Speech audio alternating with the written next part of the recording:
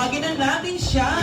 Say hi! Alright, so this time, may malaking mata, bibig, laging nakatawa.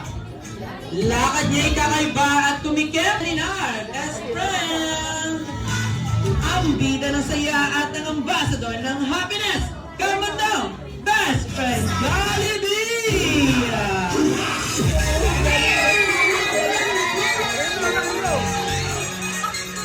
Hi best friend!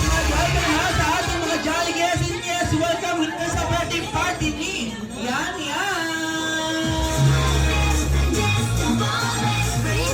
Ayan best, ayan ha, ibigay mo na yung gift na nanggaling pa sa Jolly Town.